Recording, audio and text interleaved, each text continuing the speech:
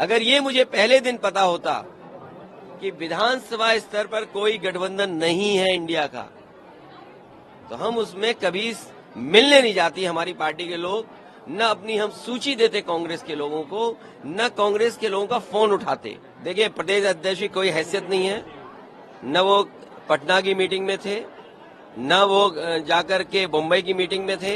India के बारे में क्या जानते हैं वो गठबंधन के बारे में? उनकी क्या हैसियत है जो बोल रहे हैं इस तरह की बात? मैं आपके माध्यम से कांग्रेस पार्टी को कहना चाहता हूं, अपने चिरकुट नेताओं से हमारी पार्टी के बारे में न बुलवाएं। देखिए, कौन कांग्रेस या कोई दल क्या कह रहा है, इंडिया गठबंधन, हम ही कंफ्यूज हो गए होंगे। इसका मतलब अगर हम उन मीटिंगों में बैठे हैं तो हम ही कंफ्यूज रहे होंगे। इसीलिए जिस व्यक्ति के बारे में आप बात कर रहे हैं, मुझे नहीं पता कि कांग्रेस पार्टी का कौन व्यक्ति इस तरह की बात कर रहा है।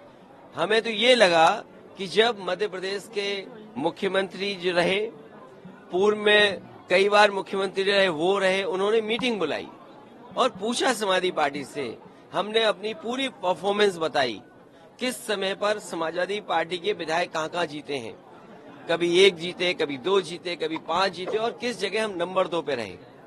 पूरी चर्चा हुई और रात भर 1 बजे तक समाजवादी पार्टी के नेताओं को जगाया उन्होंने और बातचीत की, पूरे आंकड़े देखे और आश्वासन दिया कि हम 6 सीटों पर विचार करेंगे। लेकिन जब रिजल्ट आया, घोषित की गई सीटें, तो समाजवादी पार्टी शून्य रही। अगर ये मुझे पहले दिन पता होता कि विधानसभा स्तर पर कोई गठबंधन नहीं है इंडिया का, तो हम उसमें कभी मिलने नहीं जाती हमारी पार्टी के लोग, न अपनी हम सूची देते कांग्रेस के लोगों को, न कांग्रेस के लोगों का फोन उठाते। लेकिन अगर उन्होंने ये बात कही है कि गठबंधन नहीं है, तो हम स्वीकार करते हैं गठबंधन नहीं है। और गठबंधन अगर केवल उत्तर प्रदेश में केंद्र के लिए होगा तो उस समय विचार किया जाएगा, और जैसा व्यवहार होगा समाजवादी पार्टी के साथ, वैसा ही व्यवहार उनको देखने को मिलेगा यहाँ पर। सर, उन्होंने कहा कि हमने घोषी में समर्थन किया और ऐसा रहा। किस नेता के बारे में बात कर रहे हो आप? ये कांग्रेस के कौन नेता है? उनके प्रदेश अध्यक्ष कह रहे हैं। देखिए, प्रदेश अध्यक्ष की कोई हैसियत नहीं है, न वो पटना की मीटिंग में थे, न वो जाकर के मुंबई की मीटिंग में थे। इंडिया के बारे में क्या जानते हैं वो गठबंधन के बारे में? उनकी क्या हैसियत है जो बोल रहे हैं इस तरह की बात? उनसे पूछिए, रात को 1 बजे तक क्यों उनके मुख्यमंत्री कमलनाथ जी ने बैठाया, क्यों उनके पूर्व मुख्यमंत्री दिग्विजय सिंह जी ने बैठाया? वो क्या उनके मुख्यमंत्री नहीं है क्या उनके प्रदेश के? अगर वो मुख्यमंत्री नहीं थे तो इस तरह की भाषा नहीं बोलनी चाहिए उनको। और इसका मतलब ये हुआ कि आप दूसरे दलों को बेवकूफ बना रहे हैं आप बैठा करके। क्या ये बीजेपी से मिले हुए लोग हैं, ये कांग्रेस के लोग बीजेपी से मिले हुए लोग हैं। तो आगे की अभी क्या ये जो बीजेपी से मिले हुए, देखिए, अगर मुझे पता होता कि गठबंधन प्रदेश स्तर पे नहीं है, तो मैं समाजवादी पार्टी के नेताओं को दिग्विजय सिंह जी के पास नहीं भेजता।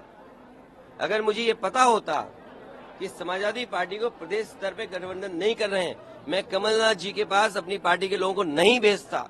और मुझे ये भरोसा होता कि कांग्रेस पार्टी के लोग धोखा देंगे, तो मैं उनकी बात पे भरोसा नहीं करता।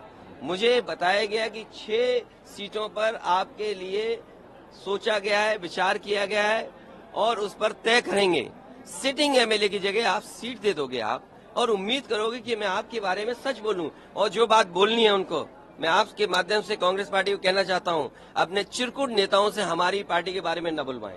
अभी आगे का क्या रहेगा? मतलब ये आगे कंटिन्यू रहेगा? अब आगे का देखा जाएगा, क्योंकि हमें अगर ये जानकारी मिल रही है कि गठबंधन केवल दिल्ली के स्तर पे, तो ठीक है, दिल्ली के स्तर पे जब बात होगी तो की जाएगी। एमपी सीटों पे अगर बात की जाएगी तब देखा जाएगा। अगर मुझे ये पता होता कि प्रदेश स्तर पे कोई गठबंधन नहीं है, तो वो नहीं है, हमने स्वीकार कर लिया, इसीलिए हमने अपने पार्टी के टिकट घोषित कर दिए। इसमें क्या गलत किया है? इसलिए मैं कह रहा हूँ कि आप लोग भी ऐसे छोटे नेता जो कांग्रेस के हैं, और मैं कांग्रेस पार्टी के बड़े नेताओं से यही अपील करूंगा, निवेदन करूंगा कि अपने छोटे नेताओं से इस तरह के स्टेटमेंट मत दिलवाइए।